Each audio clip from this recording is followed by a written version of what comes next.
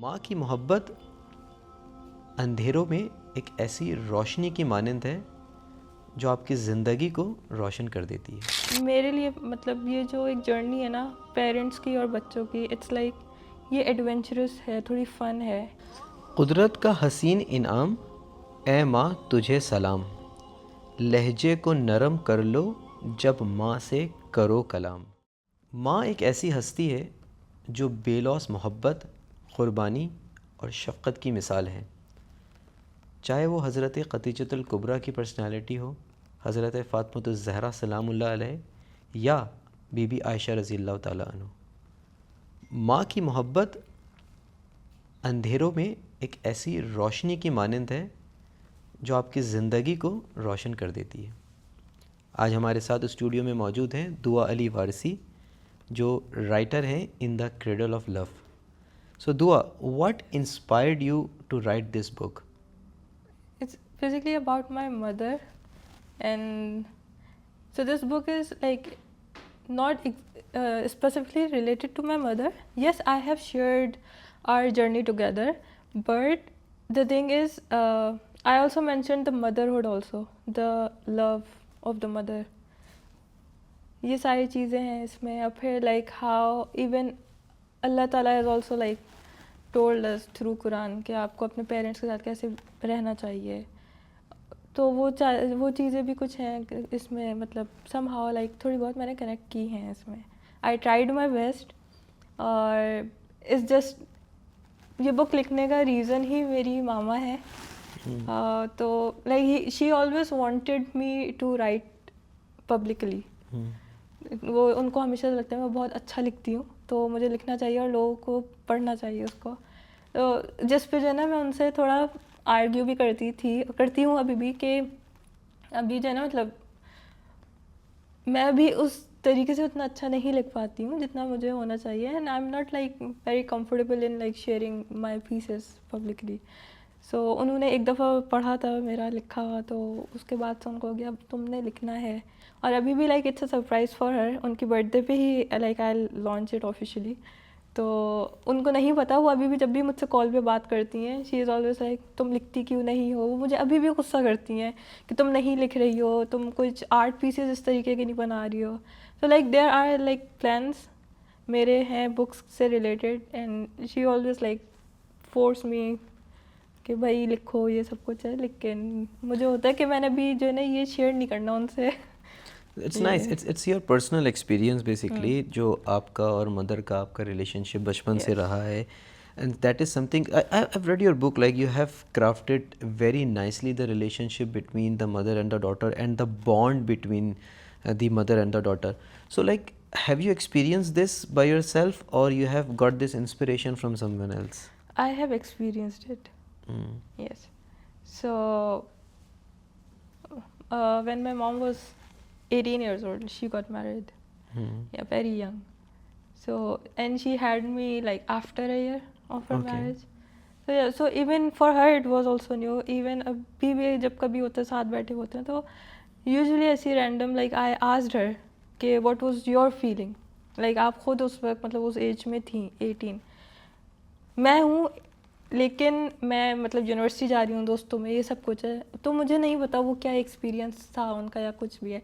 I randomly asked her, तो उन्होंने बताया। फिर मैं बोला तो मतलब आपके भी तो ड्रीम्स होंगे ना, सब कुछ है, तो आपने वो सब कुछ छोड़ के आप इस तरफ कैसे, मतलब हाउ यू मैनेज इट, आपको किस तरीके का फील हुआ, क्या डिफ़िकल्टीज थी, क्या चैलेंजेस थे, ये सब कुछ है।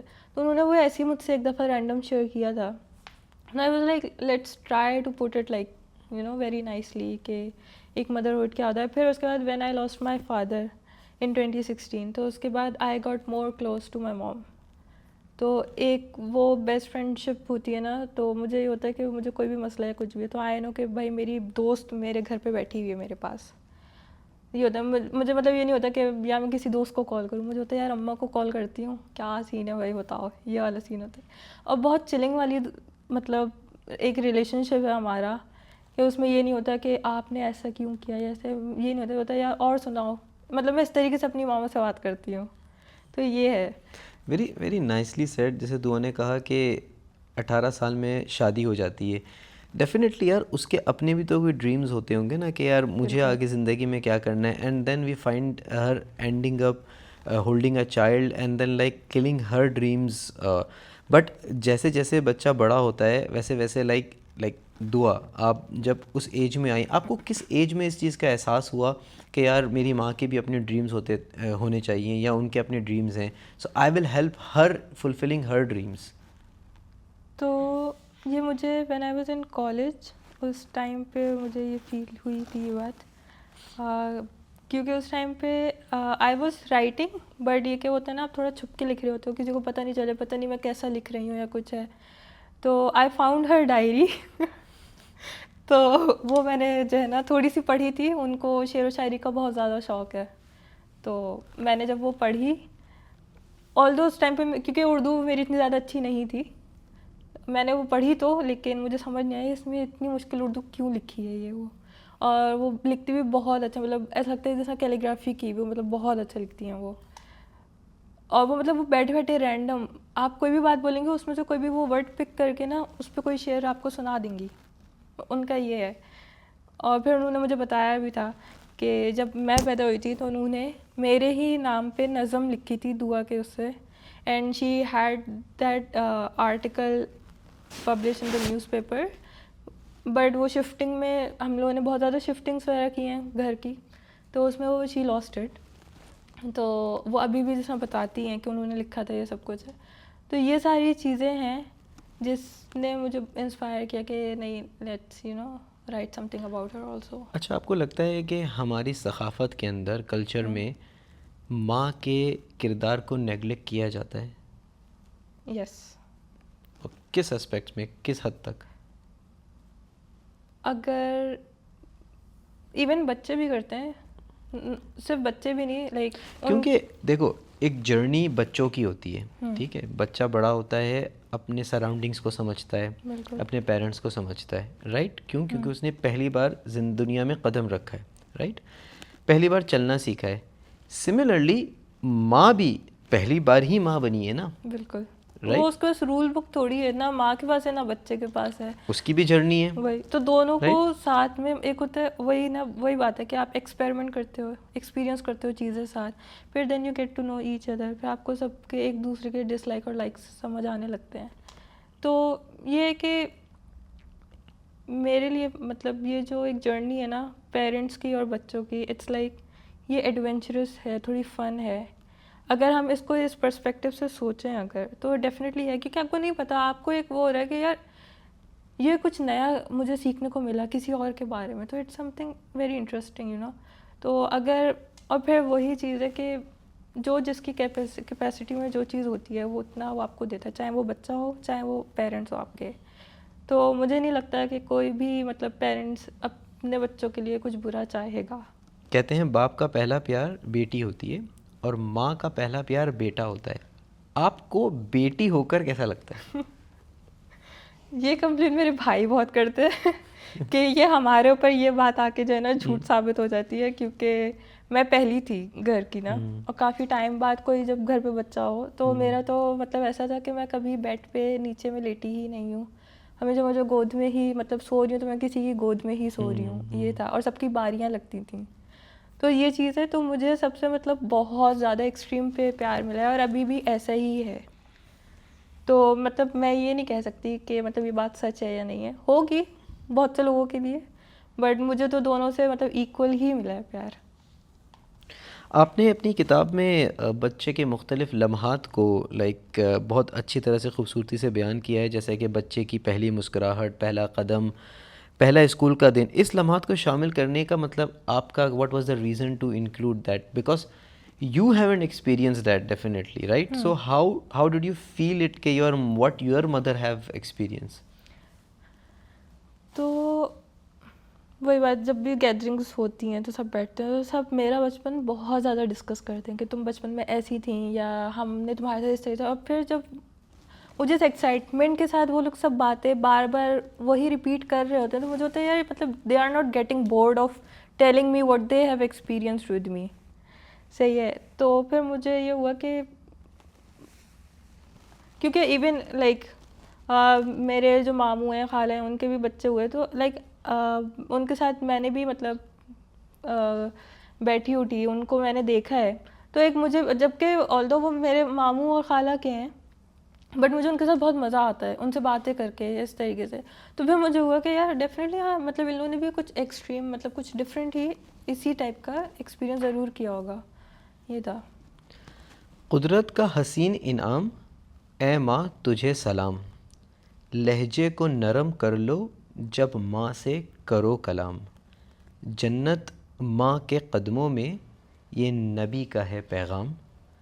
दुख सहे औलाद की खातिर, दुख सहे औलाद की खातिर, गवाह है सब बहराम।